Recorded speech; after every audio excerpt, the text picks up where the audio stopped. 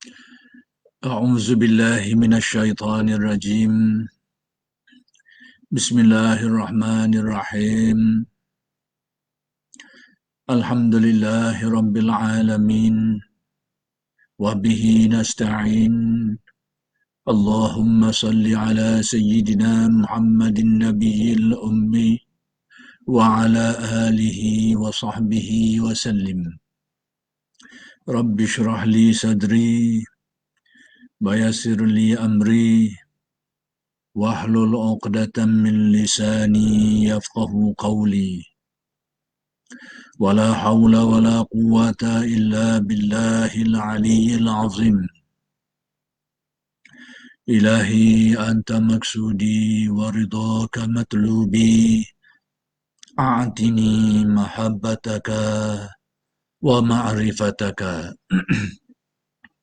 السلام عليكم ورحمة الله وبركاته. الحمد لله والشكر لله wassalatu wassalamu ala rasulillah, amma ba'du. Kita bersyukur kehadrat Allah Subhanahu wa taala yang telah mengurniakan kepada kita nikmat-nikmatnya yang begitu banyak yang tidak terhitung, terutamanya nikmat iman, taufik, hidayah, makrifat, tauhid dan seumpamanya. Mudah-mudahan segala nikmat-nikmat itu berkekalan, sentiasalah dikurniakan Allah Subhanahu wa taala kepada kita semua. Kuliah Masjid Abidin pada malam ini secara online akan meneruskan lagi pengajian kitab Al-Hikam karya Syekh Ahmad Ibn Athaillah Al-Iskandari radhiyallahu anhu. Kalam hikmat yang ingin dikupas pada malam ini ialah kalam hikmat yang ke-183, iaitu kata-kata Syekh Ibn Atha, alima anna al-ibada yatasawwaquna ila zuhuri sirril inayati faqala yakhtassu birahmatihi man yasha wa alima أنه لو خلاهم وذلك لتركوا العمل اعتمادا على الأزل فقال إن رحمة الله قريب من المحسنين. Yang bermaksud Allah Ta'ala telah mengetahui bahawa semua hamba-hamba ingin mendapat rahsia kebesaran kurnia Allah. Maka Allah berfirman, yakhtassu birahmatihi man yasha. Maksud ayat ini, apa yang ada di dalam teks saya ni, buku saya ni, terjemahan yang diberikan itu berlainan daripada ayat yang disebut. Ini mungkin ada kesilapan cetak lah. Jadi maksud ayat ini diterbalik sebenarnya. Ayat yang terjemahan yang didatangkan di sini terbalik daripada ayat yang nak diberitahu. Jadi Allah berfirman, yakhtassu birahmatihi man yasha. Maksudnya itu iaitu Allah Subhanahu wa taala mengkhususkan rahmatnya kepada sesiapa yang dikehendakinya. Jadi apa artinya? Allah Subhanahu wa taala ni mengetahui bahawa makhluk ini, di kalangan makhluk ini ada yang ingin berusaha mendekatkan diri kepadanya, berusaha untuk memperolehi makrifat terhadapnya. Ada di kalangan manusia ni segolongan manusia yang seperti itu. Dan Allah Ta'ala mengetahui hakikat itu. Namun Allah Ta'ala memberitahu suatu hakikat bahawa dia mengkhususkan, yakni dia mengurniakan perkara itu kepada hamba-hambanya yang dia kehendaki. Dengan erti, bukan semua orang akan dapat perkara ni. Yakni usaha manusia nak lebih dekat kepada Allah, nak lebih teguh makrifat dan keyakinannya terhadap Allah, itu memang usaha yang baik. Niat yang baik yang sepatutnya menjadi niat-niat kita semua. Cuma Allah Ta'ala nak beritahu dan ada tujuan diberitahu ini, bahawa Allah Ta'ala menyatakan bahawa dia mengkhususkan rahmatnya itu kepada sesiapa yang dikehendaki. Dengan erti orang yang berhasil mendapat apa yang diusahakan itu bukan semuanya.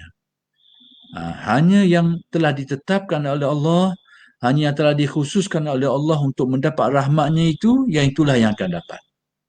Jadi kita diberitahu sebagai hamba Allah ni memang kita berusaha untuk mendapatkan kebaikan itu. Menjadi orang yang soleh, menjadi orang yang baik, orang yang lebih kenal terhadapnya, orang yang lebih dekat dengan penciptanya. Ini bagi orang yang tahu tentang perkara ini dan berusaha nak mendapatkannya. Cuma Allah Ta'ala beritahu tidak semua yang akan berhasil. Yang akan berhasil itu adalah orang yang telah dikehendaki oleh Allah. Orang yang telah dikhususkan oleh Allah. Supaya apa? Supaya kita ini tidak menyatakan bahawa setiap yang akan kita usahakan itu pasti berhasil. Jamin berhasil. Tidak sampai ke tahap itu. Jadi Allah Ta'ala beritahu yang itu supaya bahawa Allah Ta'ala mengkhususkan rahmatnya kepada sesiapa yang dikehendaki. Yang ini Allah Ta'ala telah memilih, telah menetapkan orang-orang yang hendak disampaikan kepadanya itu. Jadi di sebalik usaha kita itu biar ada sepadan supaya kita tahu bahawa berhasilnya sesuatu yang kita usahakan itu sebenarnya tidak semestinya. Cuma itulah yang kita disuruh. Jadi kalau kita tidak ada kefahaman ini, kalau kita tidak ada kenyataan ini, kita akan tersalah pegangan. Kita akan berpegang sama ada menjadi satu sangkaan kita, kalau menjadi satu keyakinan, rosak tauhid kita. Tapi sekarang mungkin tidak begitulah, menjadi suatu sangkaan tinggi kita. Bahawa setiap yang akan diusahakan itu pasti akan dapat. Itu satu sangkaan yang silap. Kalau insya-Allah akan dapat, itu yang sepatutnya. Jadi kita diberitahu, Allah Ta'ala memberitahu kalamnya ini, bahawa dialah yang mengkhususkan, menetapkan sesiapa yang dikehendaki di kalangan hamba-hamba yang dikehendaki. Yang akan sampainya nanti, orang yang telah ditetapkan oleh Allah. Baik. Tapi kalau kita hanya lihat dari aspek itu saja, mungkin akan timbul suatu sikap yang salah. Kalau gitu, tak payah usahalah. Sebab apa? Sudah ditetapkan oleh Allah. Sudah ada yang ditetapkan Allah, siapa yang berhasil. Jadi kita tak payahlah. Jadi ini sikap yang salah. Ini sikap yang disebut sikap Jabari. Orang yang terpengaruh dengan faham Jabariyah. Dia hanya lihat kepada ketetapan Allah. Sedangkan dia sendiri tak tahu apa yang ditetapkan oleh Allah. Cuma dia beritahu sudah ditetapkan. Kita tahu siapa yang ditetapkan itu. Termasuk kita atau tidak? Tidak tahu. Itu rahsia Allah. Jadi kita diberitahu bahawa sudah ada ketetapan itu, tapi tidak diberitahu siapa yang termasuk dalam ketetapan itu. Maka ini urusan pentadbiran Allah, syu'unat ilahiyah. Urusan Allah yang mana itu bukan bahagian kita. Allah Ta'ala yang mencipta kita, yang mentadbir kita, memberitahu kita keadaan seperti itu supaya kita faham hal-hal ketuhanan ini sekadar yang diberitahu. Itu maksudnya.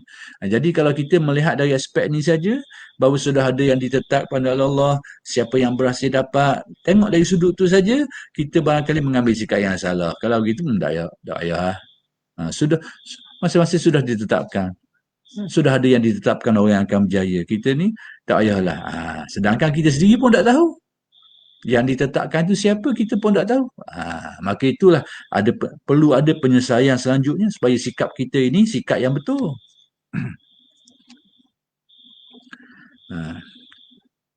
Jadi semua orang ingin untuk mencapai rahsia kurnia yang besar-besar.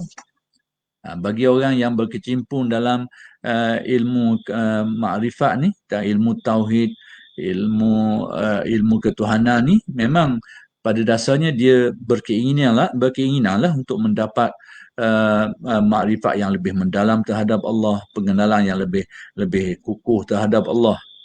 Memang dia naklah. Bagi orang yang berkecimpung dalam bidang ilmu ketuhanan ni, dia nak supaya dia dapat makrifat, lebih dekat kepada Allah Subhanahu Wa Taala. Memang itu cita-cita dia. Cuma Allah Taala beritahu tidak semua yang akan dapat. Jadi bila kita tahu benda macam tu berarti kita ni kalau sekiranya kita berusaha dan belum berhasil, maka adalah kita tahu bahawa usaha kita ni hanyalah sekadar usaha yang disuruh. Ketentuan siapa yang berhasil, sejauh mana yang didapat, itu ketetapan Allah, pilihan Allah yang sudah ditentukan. Jadi bila kita berusaha tidak memperolehi itu, kita tak kata apalah, sebab apa? Itu memang urusan Allah. Tapi kita ni sudah berusaha tu, dikira sudah baik dah tu. Melaksanakan perintah Allah dengan jalan usaha untuk melakukan apa yang baik, itu pun sebenarnya satu kebaikan. Sekalipun tidak berhasil mencapai natijah yang dikehendaki itu, dengan usaha kita pun sudah dikira sebagai satu kebaikan. Banyak dah kebaikan yang kita lakukan. Itu kita kena faham macam tu. Jangan kita faham, kita dah tahu siapa dia boleh, sudah ditetapkan. Tak payah biar. Sudah tak ada. Tak payah cari boleh siapa dia, boleh siapa-siapa dia. Itu sikap yang salah.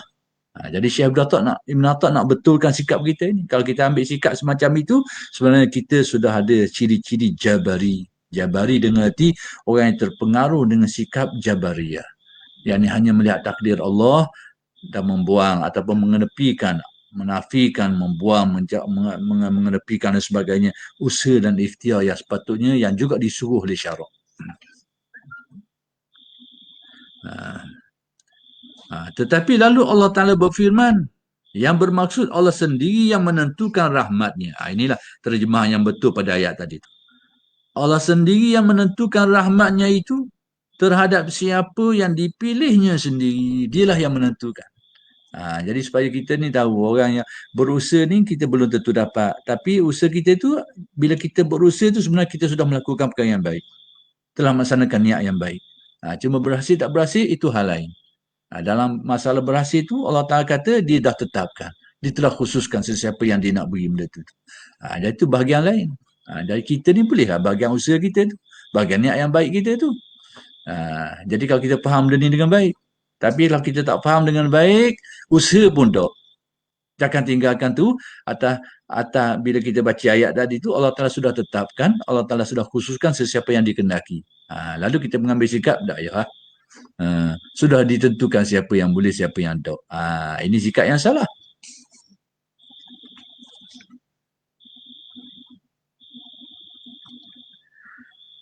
Allah lebih mengetahui di mana ia meletakkan risalahnya. Jadi Allah Ta'ala yang lebih tahu siapa yang dipilih untuk menjadi rasulnya, sesiapa yang nak diberikan hidayatnya, sesiapa yang nak diberikan ma'rifatnya. Allah Ta'ala lebih tahu siapa yang layak. Itu bukan urusan kita lah. Baik, tetapi di samping itu, Allah tidak mematahkan hati semangat orang yang akan mengejar dan menginginkannya. Walaupun Allah Ta'ala nyatakan seperti itu, bahawa dia sudah tetapkan, dia sudah khususkan sesiapa yang dia kehendaki, tetapi Allah Ta'ala ni dengan kerahmatannya, dengan keluasan rahmatnya dan dengan kebijaksanaannya, dia tak patahkan hati kita ni. Lalu dia mendatangkan ayat lain sebagai satu pedoman kita untuk menempuh perkara ni supaya kita tak patah hati. Kalau kita baca sekerat ayat tu saja, setakat tu saja, mungkin tadilah kita kita ada sikap yang salah tadi tu. Kita akan patah hati, tak payahlah. Sudah ditetapkan. Ada dah orang yang akan dapat. Sudah ditetapkan siapa yang akan dapat, siapa yang tidak dapat. Kita pakai buah tu. Sedangkan kita sendiri pun tak tahu siapa dia. Termasuk kita kendak, kita pun tak tahu. Jadi kita ni oleh kerana kita tengok dari satu aspek tu saja, ada kemungkinan kita akan patah hati. Tak ambuh dah, tak payahlah. Sudah apa ni? Sudah tetap berkedah. Kita ambil sikap tu. Itu sikap yang salah. Kerana kita pandang satu pihak, satu ayat saja, satu jenis ayat saja. Sebab tu Jabariyah ni, silap dia bukan atas silap keyakinan dia tu. Silap atas kefahaman dia tu. Kerana dia ambil separuh perkara tu. Dia ambil bahagian tu saja. Bahagian lain dia tak. Jadi sedangkan apa yang mereka katakan tu, ada ayat dia. Memang betul apa dia kata tu. Tapi itu sebahagian. Jadi kalau ambil sebahagian tu yang tak betulnya. Jadi Jabariyah salah mereka ni kena ambil sebahagian. Bukan apa yang mereka pegang tu. Ayat pegang tu memang ada ayat Al-Quran. Ada dalilnya. Cuma oleh kerana dia ambil bahagian tu saja, itulah yang dia sesat. Lawan bagi Jabariyah ni akan jadi Qadariyah. Super juga. Ni ambil jenis separuh, ni ambil sebahagian. Dia ambil bahagian usaha saja. Dia tolak bahagian takdir.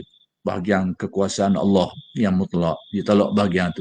Kerana nak siku dengan usaha kita ni, usaha manusia ni, supaya nak siku dengan ganjaran syurga atau neraka, pahala atau dosa, supaya nak munasabahkan akal tu. Jadi dia tolak tu, dia ambil bahagian manusia lah, buat segala-galanya, tak ada takdir. Kalau ada takdir, apa ertinya kita ni kena buat? Kalau sudah ditetapkan, mari akalan gitu pula tu. Itu ambil separuh ayat tu. Dinafikan. Jadi manusia hanya sekadar usaha, tak ada pada dia. Manusialah penentu, pelaku segala perbuatan. Atas dia belaka. Ni kelompok-kelompok Qadariyah ni, sebab tu mereka ini innahum majusu hadhil ummah, seperti yang disebut dalam riwayat. Mereka ni majusi, seumpama majusi. Sebagaimana majusi ni dia percaya dua Tuhan, Tuhan baik, Tuhan jahat. Kelompok-kelompok yang berpegang seperti faham Qadariyah ni macam majusi. Seolahnya Tuhan satu yang berkuasa, manusia desa lagi yang berkuasa mutlak juga, yang ada kuasa mutlak tu. Cuma kelompok Qadariyah ni dia selamat sikit, dia ada napis sikit. Dia kata apa? Manusia ni ada kudrat secara mutlak boleh menentukan perbuatan dia. Tak ada kaitan dengan ketentuan Allah, dengan kudrat Allah, dengan takdir, tak ada. Manusia semuanya. Cuma kudrat manusia tu diciptakan oleh Allah. Itu bahagian dia nyakuk sikit. Kalau tak ada tu, jatuh gaung terus. Terus jatuh dalam gaung. Itu bahagian syubhah dia. Maksudnya dia sakut sikit situ. Walau bagaimanapun itu i'tiqad yang dianggap sebagai menyimpang daripada landasan pemikiran Ahlus Sunnah wal Jamaah.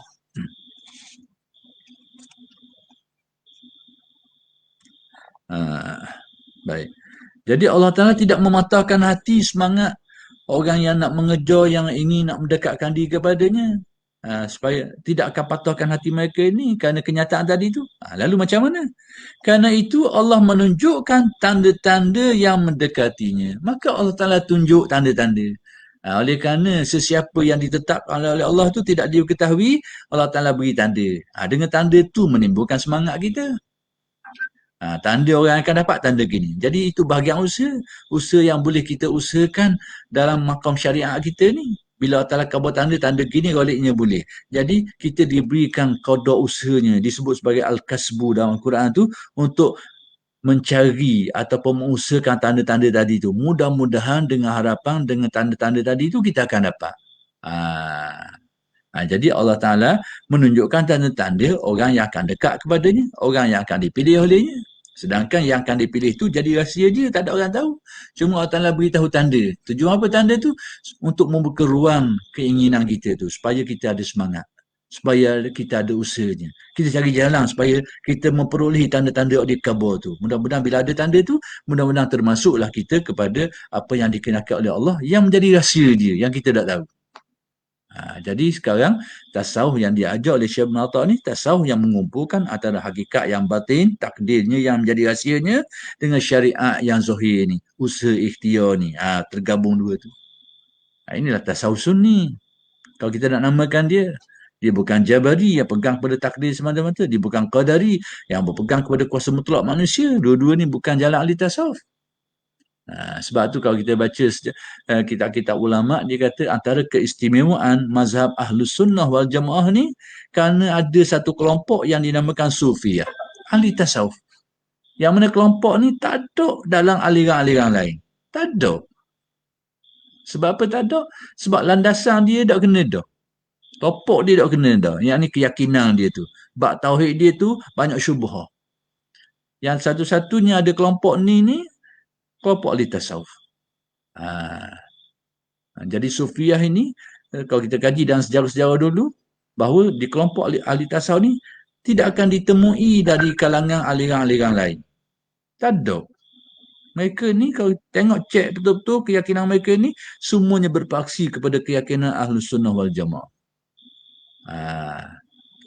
Ceklah kalau tak percaya. Bahawa mereka ini berkeyakinan Ahlus Sunnah. Sebab itu menjadi khususiah kepada Ahlus Sunnah ni ada kelompok Sufiyah. Adapun ibadah, orang banyak ibadah, hak ni banyak. Dalam kelompok-kelompok lain banyak. Sebab tasawuf ni, hakikat tasawuf tidak sama dengan ibadah. Ibadah tu adalah satu dimensi tasawuf, tapi bukan sama 100% dengan tasawuf. Ibadah tu salah satu sudut dia saja. Jadi kalau kita ukur, kita nak tengok dalam kelompok lain, ahli ibadah mungkin ada. Ahli zuhud, sikat zuhud ada. Tapi ahli tasawuf tak ada. Sebab paksi pada tasawuf ni adalah etikad yang luruh ni. Keyakinan, dasar keyakinan yang muafakat dengan Ahlus Sunnah wal Jamaah. Kalau keyakinan tu, kalau tak ada berlandaskan kepada keyakinan tu, tidak akan tumbuh tasawuf. Kalau ada pun tadilah ibadah. Ahli ibadah, banyak ibadah. Tapi ibadah-ibadah hati penuh dengan, ya, bukan nak kata apa, galibnya banyak ibadah tapi kesufian tu tak ada. Lalu ibadah tu, dia kadang-kadang cenderung kepada takabur, cenderung kepada ujub. Kenapa? Kan tak ada tasawuf. Demikian juga zuhud. Kezuhudan ini, kalau kezuhudan yang betul tu landasan daripada yang tumbuh daripada tauhid, yang tumbuh daripada akidah Ahlussunnah wal Jamaah tu, dia akan bawa kepada dasar zuhud yang betul lah, pattern yang betul lah. Kalau tak ada, dia akan bawa kepada tujuan-tujuan lain. Banyak tujuan lain jadi zuhud tu. Sebab apa? Sebab apa? Sebab keyakinan yang lurus menurut faham Ahlussunnah wal Jamaah. Jadi timbulnya kelompok-kelompok yang nampak macam ahli tasawuf, banyak ibadah, zuhud, itu memang ada dalam kelompok lain, aliran lain. Tapi tak ada kelompok-kelompok sufiyah yang nama dia sufiyah ahli tasawuf ni dalam kelompok-kelompok itu. Satu-satunya aliran dalam Islam ni yang ada kelompok ini hanyalah Ahlus Sunnah wal Jamaah. Itulah yang diungkapkan oleh penulis sejarah akidah yang terkenal Al-Isfaraini dalam kitabnya Tafsir Fiddin. Imam Al-Isfaraini ni antara tokoh awal lah yang menulis tentang sejarah akidah ni. Jadi dia kata antara ciri keistimewaan Ahlussunnah ni adanya kelompok ahli tasawuf yang tak ada dalam aliran-aliran lain yang ada dalam dunia Islam.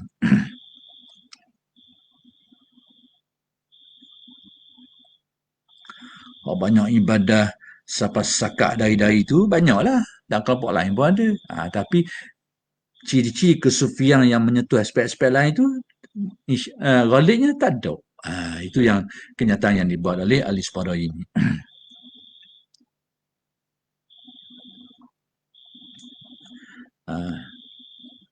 Tanda-tanda yang mendekatinya. Allah Ta'ala tunjuk tanda-tanda ni supaya kita tak patah semangat, dengan harapan kita ada jalan. Nampak tanda ni. Tanda-tanda ni kita boleh usahakan ni. Pada makam syariat kita ni kita boleh usahakan. Jadi itu memberikan harapan kepada kita. Kalau kita pandang kepada ketetapannya saja, ada kemungkinan kita jadi tadi itu putus harapan. Kerana kita tahu sudah ditetapkan, siapa-siapa dia pun sudah ditetapkan oleh Allah. Kita akan mungkin akan jadi macam tu. Tapi Allah Ta'ala tak nak patahkan hati orang-orang yang ada keinginan ini, maka dinyatakan tanda-tanda. Dengan tengok tanda-tanda itulah menimbulkan kemahuan kita, menimbulkan harapan kita. Baik. Apa tandanya? Ialah mereka yang berbuat baik. Tanda-tanda orang yang akan dekat kepada Allah ni, orang yang akan dapat makrifat kepadanya ni, tanda-tanda dia adalah mereka ni orang-orang yang buat baik. Itu alamat dia. Muhsinin namanya. Dan memperbaiki perbuatan amal usahanya. Orang yang buat baik, orang yang perbaiki amalan-amalan dia tu.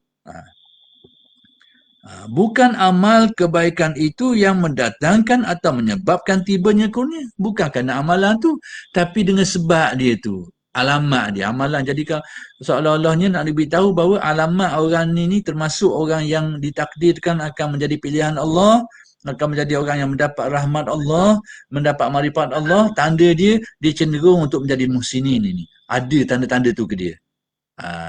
Jadi menjadi tanda. Dari satu segi, muhsinin ini, orang buat baik ni, tanda bahawa dia ni insya-Allah tergolong dalam golongan tu.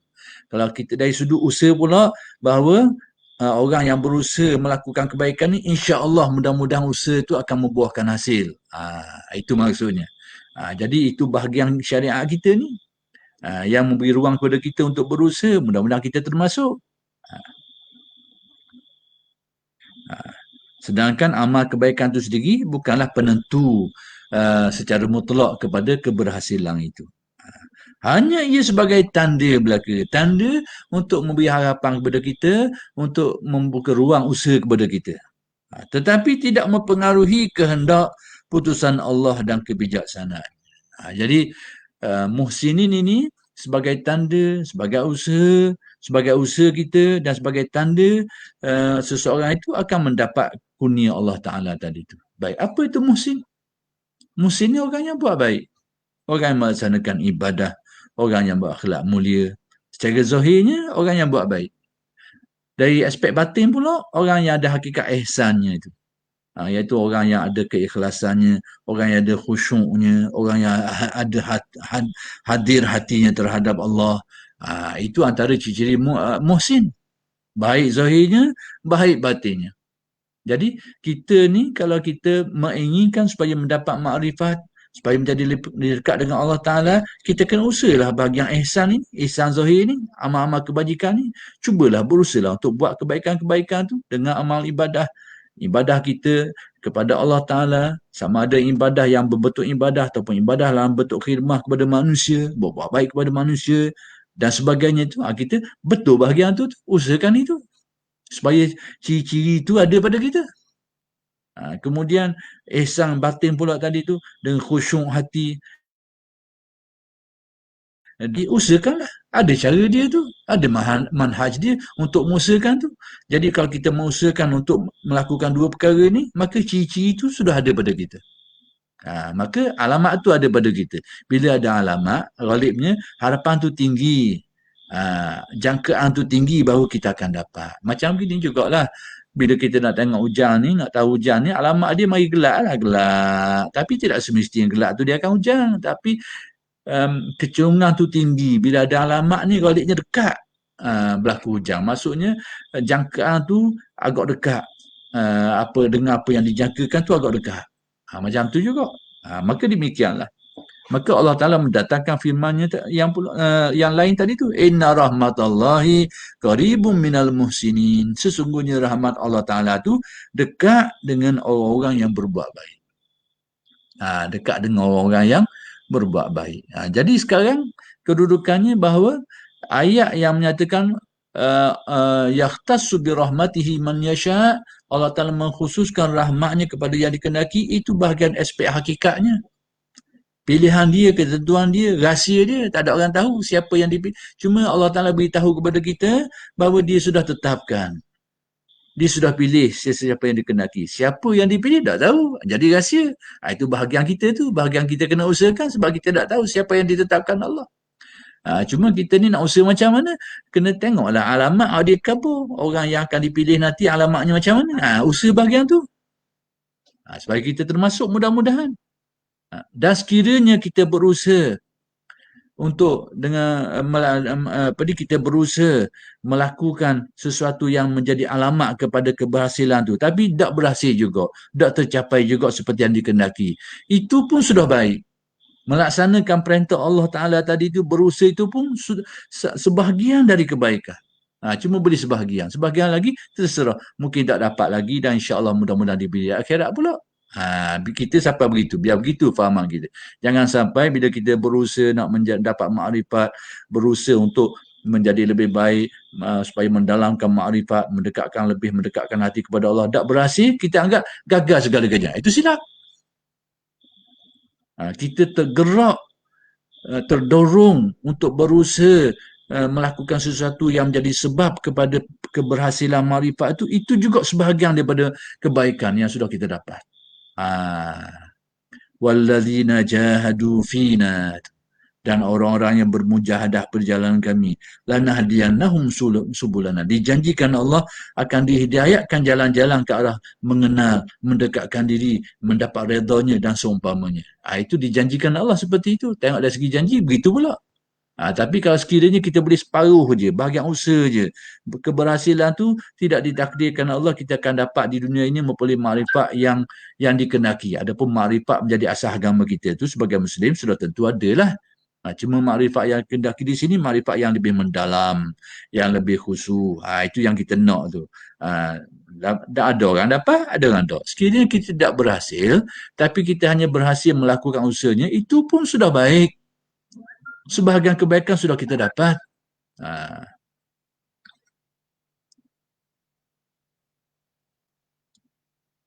Jadi bahagian ayat Allah Ta'ala yang berfirman yahtassu bi rahmatihi man yasha' tu, Allah Ta'ala mengkhususkan rahmatnya kepada sesiapa yang dikehendaki olehnya, oleh Allah Ta'ala itu bahagian hakikat, ayat hakikat orang panggil.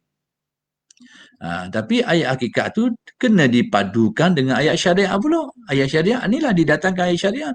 Inna rahmatallahi qaribum minal muhsinin. Allah Ta'ala tu, rahmat Allah Ta'ala ni dekat dengan orang yang buat baik. Maksudnya alamat ni bahawa orang ni dekat mendapat rahmat Allah Ta'ala, bahawa dari segi keberangkalian tinggi dia akan dapat rahmat khusus tadi tu, iaitu dia sebagai seorang yang muhsin. Itulah bahagian yang kita boleh usahakan. Bahagian yang boleh kita ikhtiarkan pada makam asbab kita ni, pada makam syariat kita ni, bahagian usaha kita ni, kita kena usaha bahagian tu. Mudah-mudahan dapatlah rahmat yang khusus tadi tu. Ini disebut sebagai bahagian syariatnya, bahagian zahirnya. Itulah maksud antara hakikat dan syariat perlu bergabung. Ambil separuh tak jadi, ambil separuh jadi Jabariyah, ambil separuh jadi Qadariyah. Dua-dua ni, ini perjalanan tasawuf. Dan tasawuf Syekh Ibn Atta' ni, tasawuf semacam itu, menggabungkan antara hakikat yang batin dan syariat yang zahir. Itu supaya kita tahu. Demikianlah kalam hikmat Syekh Ibn Atta' yang ke-183. Kesimpulan mudahnya bahawa kita ni dalam usaha kita, dalam usaha segolongan orang cuba nak baiki diri dia, cuba nak mendekatkan dirinya kepada Allah Subhanahu Wa Taala, cuba untuk mendalamkan makrifahnya terhadap Allah Ta'ala, itu adalah usaha yang baik, niat yang baik. Cuma tidak semua yang akan berhasil. Yang berhasil itu orang yang telah dipilih oleh Allah, yang telah dikhususkan oleh Allah untuk mendapat semua itu. Jadi kita ni yang tidak berhasil, jangan kecewa. Diberikan kekuatan untuk berusaha itu pun, itu sudah sebahagian daripada pemberian Allah. Kita sudah mendapat sebahagian dari pemberiannya. Sebab sebahagian lagi itu tidak, kita tak dapat di dunia ini, dan insya-Allah akan dapat di akhirat. Sebab apa? Kerana Allah Ta'ala menjamin dengan nasnya yang jelas dalam Al-Quran dan hadis bahawa orang beriman ini akan melihat Allah. Itulah kemuncak makrifat. Melihat Allah di akhirat nanti. Boleh di akhirat. Kalau tak boleh di dunia pun, di akhirat. Dunia ni boleh, kalau kata orang, boleh bau-bau dia lah. Kalau setengah yang dapat tu pun adalah bukan hakikat sebenar dia tu. Dia ni boleh sebahagian daripada apa yang disebut sebagai musyahadah tadi, dapat melihat sebahagian daripada rahsia-rahsia ketuhanan Allah yang mungkin orang lain tak dapat. Mungkin dia dapat bahagian tu. Tapi di akhirat nanti akan mendapat hakikat makrifat sebenarnya. Ini Allah Ta'ala beri kepada orang-orang yang beriman. Dijanjikan.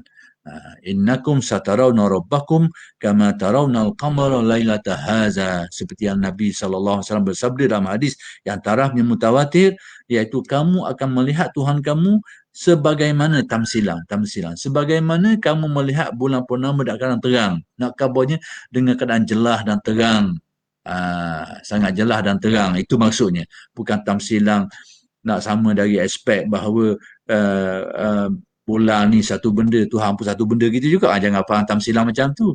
Dari aspek bahawa pandangan yang sangat jelas, yang terang, yang tidak ada kekeliruan, tidak ada keraguan sedikit pun dan kekeliruan sedikit pun.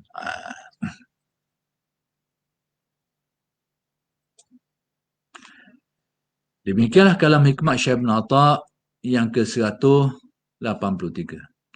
Adapun kalam hikmat Syekh Ibn Atta' yang ke-184 juga ada kaitan dengan kalam hikmat ini, iaitu Syekh Ibn Atta' berkata, ilal masyiati yastanidu kullu syai'in walaysat tastanidu hiya ila syai'in.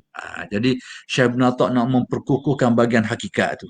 Kalau dalam hikmat tadi tu ada dua bahagian, bahagian hakikat yang batin, ketentuan Allah, rahsia Allah. Yang kedua bahagian syariat, bahagian usaha, bahagian ikhtiar kita ni. Baik, maka Syekh Ibn Atta' nak mengukuhkan bahagian pertama tu dalam kalam hikmat yang ke-184 ni. Maka apa kata Syekh Ibn Atta'? Ilal masyiati yastanidu kulli syai'in walaysat tastanidu hiya ila syai'in. Yani maksudnya langsung, yakni terus kepada kehendak Allah, harus, yakni semestinya bersandar segala sesuatu. Yakni kehendak Allah lah bersandarnya segala sesuatu. Yakni segala sesuatu ni semata-mata dengan kehendak Allah. Itu maksudnya. Dan itu adalah itu adalah keyakinan tauhid kita. Sebab itu tasawuf ni sebenar adalah sesuatu yang tumbuh daripada keyakinan tauhid. Kalau ada orang memisahkan tauhid, akidah daripada tasawuf, ini ada sama ada dia tak faham molek ataupun dia ngaji tasawuf jenis lain. Tu dia. Tasawuf ni dasar kepada tasawuf. Tasawuf ni buah dia, hasil dia. Segala makam-makam tasawuf ehwal adalah cetusan daripada keyakinan tauhid ini. Baik, sini kata Syekh Ibn Atta', kembali kepada kehendak Allah lah bersandar segala sesuatu. Yang ni segala perkara apa-apa pun dia akan bersandar kepada kehendak Allah. Yang ni kembali kepada kehendak Allah semata-mata. Baik. Kemudian yang ni tidak boleh terjadi sesuatu apapun tanpa kehendak Allah. Bila keyakinan ini bulat teguh dalam hati, itulah yang membuahkan suatu keyakinan yang disebut tawakal dalam hati. Bila sera dalam hati itu bulat mari keyakinan atas kehendak dia belaka, teguh keyakinan itu sehingga bertukar menjadi zauq, menjadi rasa dan teringat-ingat terpandang dalam pandangan mata hati kita, dia akan jadi sesuatu yang dinamakan hal tawakal, menyebabkan hati terasa senang untuk berserah kepada Allah dan segala urusan. Bukan atas kefahaman tapi atas rasa, perasaan dia tu yang dirasai, yang memenuhi jiwa hati dia terserah bulat kepada Allah. Zauq dia, bila dia teguh kuat dipanggil maqam tawakal. Jadi tawakal ni yang merupakan sebahagian daripada maqam tasawuf ni adalah cetusan daripada keyakinan tu. Itu saya kata tasawuf ni adalah buah daripada tauhid. Jadi sangat peliklah kalau ada orang memisahkan tauhid daripada tasawuf. Dia kata tauhid suku, tasawuf suku. Itu pengkelasan ilmu betul lah. Tapi dari segi kenyataan sebenarnya, itu hasil dia.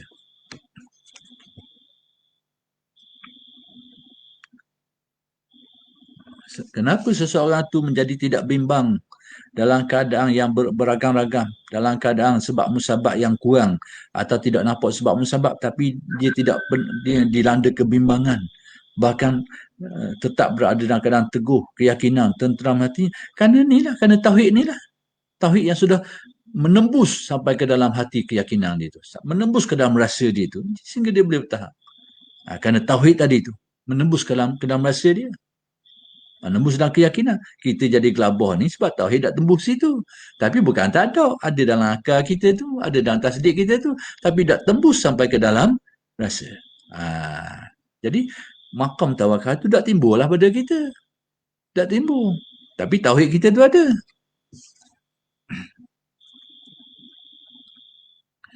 Sedang kehendak Allah tidak bersandar kepada sesuatu apapun. Sedangkan kehendak Allah Ta'ala itu sendiri tidak berhajat bergantung kepada apa-apa juga pun. Tidak terpengaruh, tidak berkait, tidak berpaut ataupun tidak ditentukan oleh sesuatu apapun. Semata-mata kehendak Allah Subhanahu Wa Ta'ala. Jadi kesimpulan mudah yang Syekh Ibn Atta' nak beritahu pada kalam hikmat yang ke-184 ni, bahawa segala perkara balik pada kehendak Allah. Dan kehendak Allah Ta'ala itu semata-mata kehendak dia. Tidak ada faktor-faktor penentu pada kehendak dia tu. Tidak ada sebab-sebab yang menentu pada kehendak dia. Semata-mata kehendak dia. Biar kita faham gitu. Jadi kalau tengok dari aspek ini betul-betul tauhid lah. Berakidah lah sebenarnya. Tapi Syekh Ibn Atta' nak jelaskan hasil daripada keyakinan, kefahaman ni. Macam mana? Firman Allah Ta'ala, وَمَنْ لَمْ يَجْعَلِ اللَّهُ لَهُ نُورًا فَمَا لَهُ مِنْ نُورٍ. Surah An-Nur ayat 40. Artinya, dan sesiapa yang tidak diberi nur oleh Allah, tidak diberi nur hidayah, petunjuk oleh Allah, maka ia tidak mempunyai nur, maka tak adalah nur pada dirinya. Jadi didatangkan ayat ini untuk menyatakan bahawa sesiapa yang Allah Ta'ala tak beri nur kepadanya, memang tak adalah. Kerana semata-mata nur hidayat Allah Ta'ala ni yang menjadikan seseorang itu dapat beriman, dapat bermakrifat, adalah dengan nur kurniaan dia. Semata-mata kehendak dia. Kalau tak ada nur itu yang menjadi kehendak dia tadi, yang menjadi ketentuan dia itu, tak adalah makrifat.